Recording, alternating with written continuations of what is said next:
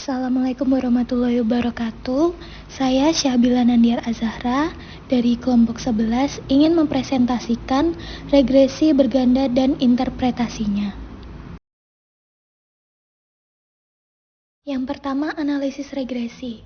Analisis regresi sederhana digunakan dalam situasi di mana satu variabel bebas dihipotesiskan akan mempengaruhi satu variabel terikat. Misalnya, asumsikan kita menyatakan bahwa kecenderungan untuk membeli produk hanya bergantung pada kualitas produk yang disarankan.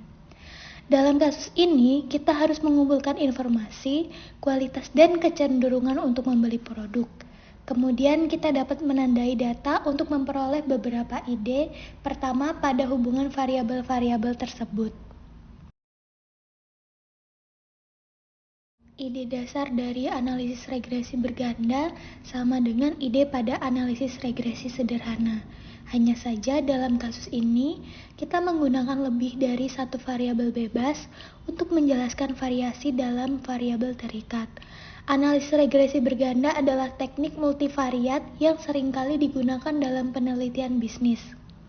Poin awal dari analisis regresi berganda tentu saja adalah model konseptual yang sudah dibuat oleh peneliti pada tahap sebelumnya dari proses penelitian.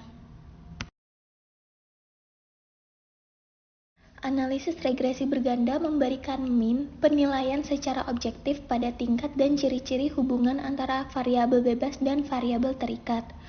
Koefisien regresi secara relatif menunjukkan pentingnya setiap bebas dalam prediksi variabel terikat. Persamaan regresi berganda adalah sebagai berikut.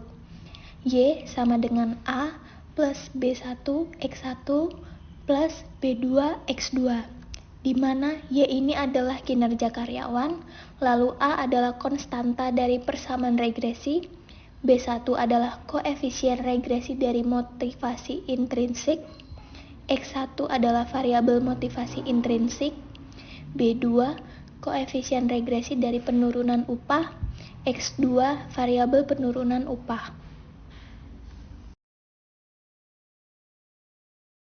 Selanjutnya, uji parsial atau uji T. Uji T ini dikenal dengan uji parsial, yaitu untuk menguji bagaimana pengaruh masing-masing variabel bebasnya secara sendiri-sendiri terhadap variabel terikatnya. Uji ini dapat dilakukan dengan membandingkan T hitung dengan T tabel atau dengan melihat kolom signifikansi pada masing-masing T hitung. Proses uji T identik dengan uji F. Lalu selanjutnya uji simultan atau yang disebut uji F. Uji F ini dikenal dengan uji serentak atau uji model atau uji ANOVA, yaitu uji untuk melihat bagaimanakah pengaruh semua variabel bebasnya secara bersama-sama terhadap variabel terikatnya, atau untuk menguji apakah model regresi yang kita buat baik atau signifikan, atau tidak baik atau non-signifikan. Dalam artikel ini dijelaskan tentang uji F dan uji T dalam penelitian. Lalu selanjutnya adalah perbedaan uji F dan uji T.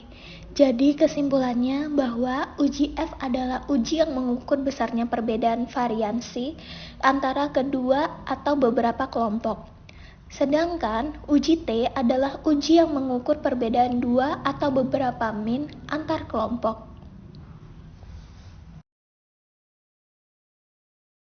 Selanjutnya, interpretasi koefisien determinasi. Koefisien determinasi atau R² atau R kuadrat atau disimbolkan dengan R2 yang bermakna sebagai sumbangan pengaruh yang diberikan variabel bebas atau variabel independen yang biasanya disebut X terhadap variabel terikat atau variabel dependen yang biasa disebut Y. Atau dengan kata lain, nilai koefisien determinasi atau R² ini berguna untuk memprediksi dan melihat seberapa besar kontribusi pengaruh yang diberikan variabel X secara simultan atau bersama-sama terhadap variabel Y. Persyaratan yang harus terpenuhi agar kita dapat memaknai nilai koefisien determinasi adalah hasil uji F dalam analisis regresi linier berganda bernilai signifikan, yang berarti bahwa ada pengaruh variabel X secara simultan terhadap variabel Y. Sebaliknya, jika hasil analisis dalam uji F tidak signifikan, maka nilai koefisien determinasi tidak dapat digunakan atau dipakai untuk memprediksi kontribusi pengaruh variabel X secara simultan terhadap variabel Y. Selanjutnya, interpretasi arah hubungan antar variabel. Untuk pengambilan keputusan statistik dapat digunakan dengan dua cara. Yang pertama, koefisien korelasi dibandingkan dengan nilai R tabel atau korelasi tabel. Apabila koefisien korelasi lebih besar daripada R tabel, maka ada hubungan yang signifikan atau HA diterima. Kemudian apabila koefisien korelasi lebih kecil dari R tabel, maka tidak ada hubungan yang signifikan atau HO diterima. Yang kedua adalah melihat signifikan. Apabila nilai signifikan lebih besar daripada 0,05, maka ada hubungan yang signifikan atau HA diterima. Kemudian apabila nilai signifikan lebih kecil dari 0,05, maka tidak ada hubungan yang signifikan atau HO diterima. Lalu arah hubungan. Dilihat dari tanda koefisien. Yang pertama itu tanda minus, berarti apabila variabel X tinggi maka variabel Y rendah. Kemudian tanda plus, berarti apabila variabel X tinggi maka variabel Y juga tinggi. Sekian presentasi dari saya. Bila ada kekurangan atau kesalahan mohon dimaafkan. Terima kasih. Wassalamualaikum warahmatullahi wabarakatuh.